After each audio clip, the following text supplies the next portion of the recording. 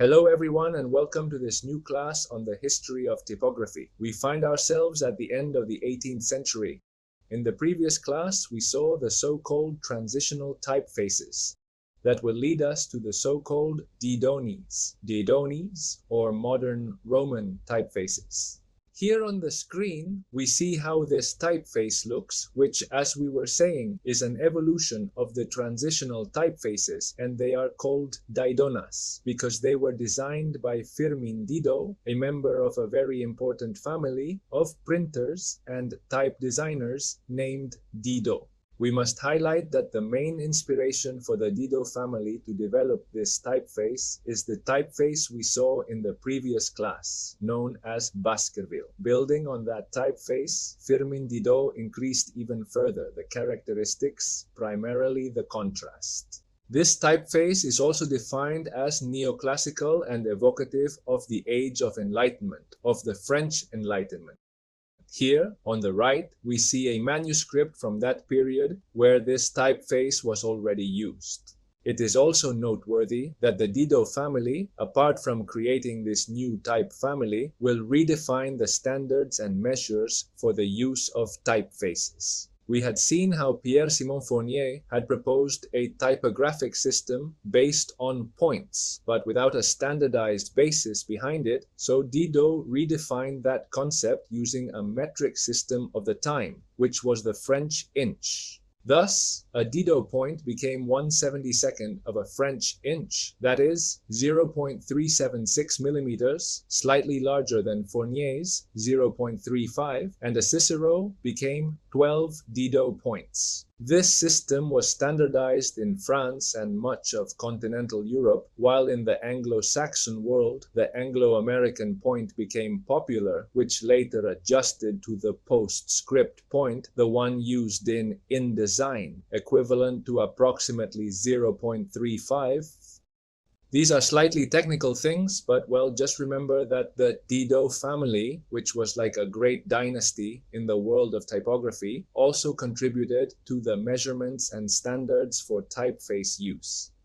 Well, here we see the comparison we talked about, where we came from a transitional typeface, like Baskerville, which Firmin Didot uses to exaggerate those features, further accentuate the contrast, slightly elevate the ascenders, and turn the serifs into practically the straight lines. Here we see it in writing. The contrast between thick and thin strokes is elevated. The serifs become straight lines, horizontal or vertical, without a curve at the junction with the body of the letter, and this is important. The structure, of course, is vertical, with little or no inclination in the rounded letters. And in the end, through these characteristics, a feeling of the luxury and sophistication have made this typeface very popular in the world of fashion and editorial design.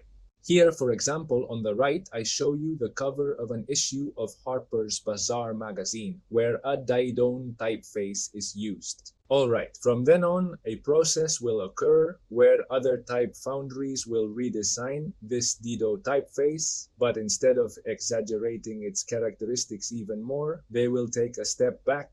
We would start with Giambattista Bodoni, who in 1788 would publish his sample catalog with a new typeface that has reached us today as Bodoni. And a little later, William Miller, this time in Edinburgh and already in the 1820s, would develop another typeface, which is known as Miller and whose characteristics have earned it a place in a new group called Scotch Romans. As I was saying, although the Didones reach their peak when exaggerating the characteristics of transitional typefaces, and then the contrast is as extreme as possible until the thinnest parts of the typeface basically become a line. The serifs become straight and the curvature is practically cancelled. These types of exaggerations make it a super elegant and super refined typeface, but less resistant to in printing when the texts are not too large and, of course, very difficult to read in small sizes. This is why both Bodoni and Müller will make a return path to try, while maintaining a bit of the spirit of this new typography, to basically increase its readability. Then we move on to the contrast remaining high between thick and thin, but with a slight smoothness in the transitions. The serifs are thin and straight, but with a slight curve at the junction with the strokes, and the overall style in the end will be more structured and have a more balanced appearance. In this way, we will ensure that it works well in print and nowadays on screens, if used at the appropriate size. This revisiting places the Bodoni halfway and the Müller or Scottish Romans a step further in this new reinterpretation toward greater readability. Here we see on this summary slide the three typefaces that we have seen in this class. The Didot with those super exaggerated contrasts, with those serifs in the form of sharp straight lines without curvature at the junction points with the main body of the letters, and with very pronounced ascenders or descenders. In Bodoni, these characteristics are maintained but are reduced, and in Müller or Scotch Romans, they are reduced even further into a very particular didone, which can even be used in small text, but still retains that elegant and sophisticated touch. In this way, we have a gradation within the same group called Didones, which we will need to know how to use in one project or another. Alright, we'll leave it here. I hope you enjoyed the class and see you in the next episode.